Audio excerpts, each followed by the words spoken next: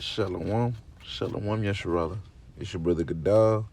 Call Halayim La, Yahweh Bahashim, Yahweh Shah, Bahashim Rechakodash. Double honors to the apostles and elders of Great Millstone for teaching 100% truth. Wa Barakatham unto you sincere Akim, while you few sincere Akwaz. May peace and blessing be unto your household. And this quick lesson, just gonna be like, I guess I'm gonna say respawn to GMS Ancient Wine, basically. Cause he basically had two dreams. He had two dreams about the sword. How basically the sword didn't save him. Right?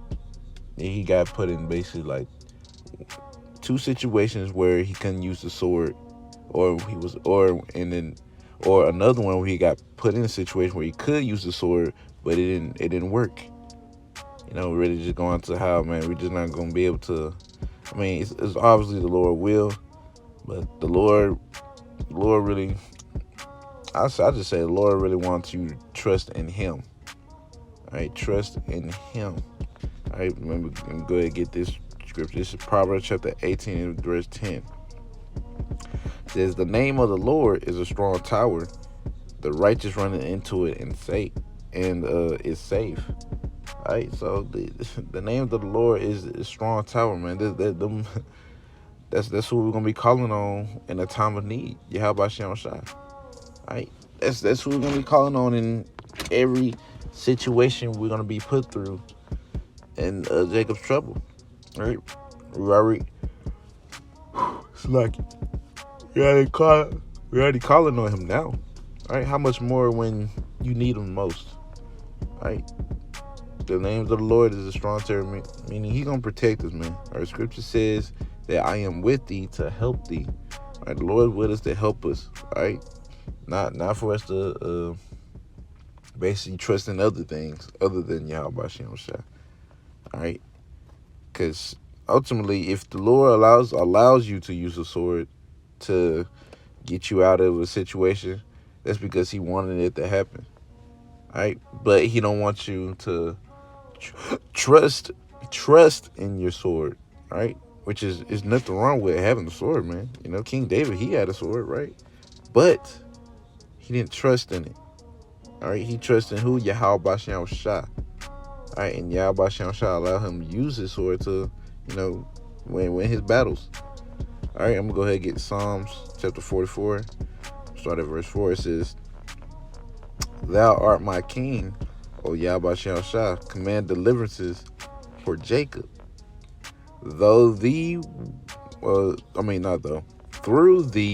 we push down our enemies. Through thy name will we tread them under that rise up against us." All right, so we're gonna be messing up people in Jacob's trouble through the power and spirit of Yahweh Shem Shai, man, with just simply the names, man. All right. You call on the names, man. You can do it in your head, man. Yahweh Shem Shai, deliver me.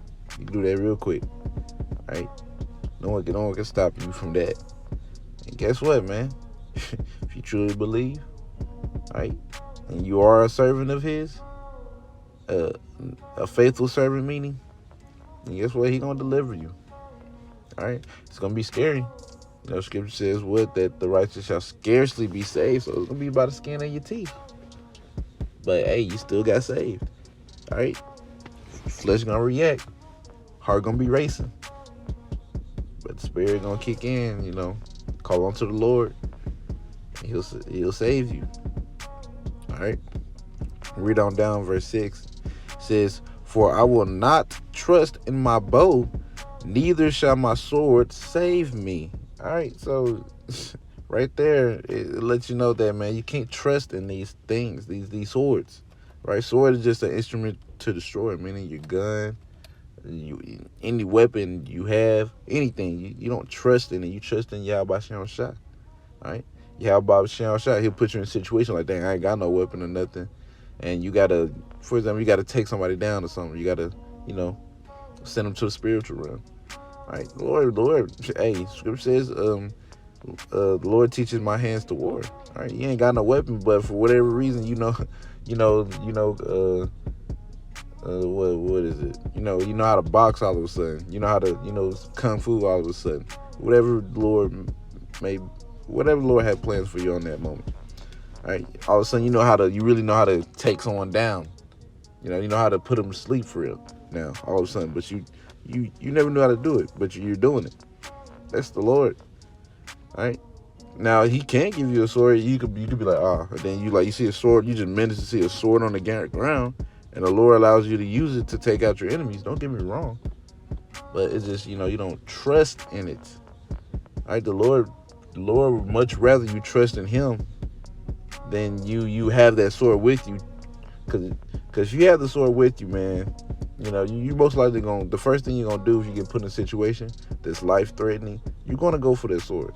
All right, this normal, right?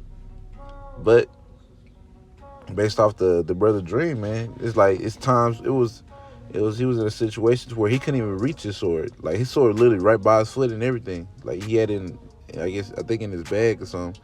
And the dude came up to him at gunpoint, and the sword was in his bag by his feet, but he couldn't reach it. The only thing he could do is call on Yahweh Shem Shah.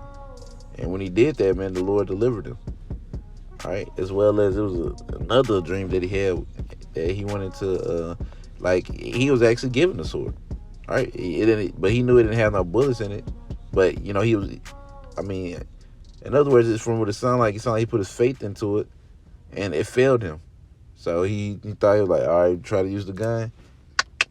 You just click, click, click, then shoot nothing, and basically he had to beat up the dude, which is the Lord delivered him from that. Gave him a blunt weapon. Wow, messed him up. Broke his neck or something. Sliced his neck or something like that. But hey, man, it's just don't trust in the sword, man. All right, trust in Yahweh Bahashim Yahushua. Like I said, ain't nothing wrong with getting the sword. But if you want to be honest, this just as me as a man speaking. Just me. To me, it seemed pointless.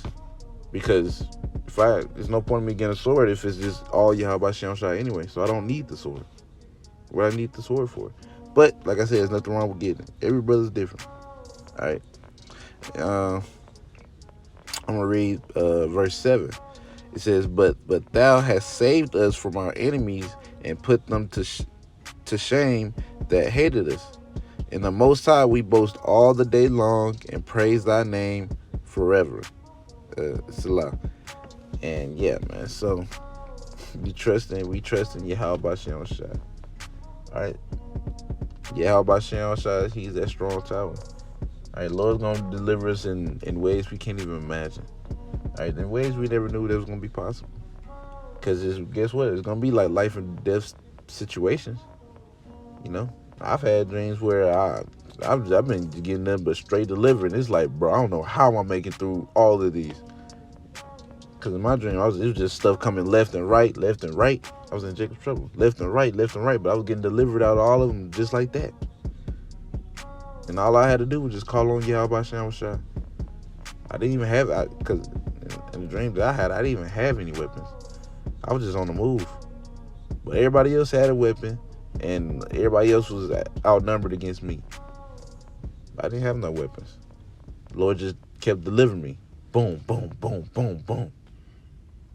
It's like, dang, man, I should not have made it out of that. But through the power of spirit, Yahweh Shem Shah, you can make it out. All right. But, that's all I really had for this quick lesson. Lord willing, y'all was edified. I'm going to end it off by saying, Call halal yumla, Yahweh Bahashem, Yahweh Shah, Bahashem Rechakodash. Forgive me, spirit, to do this quick lesson.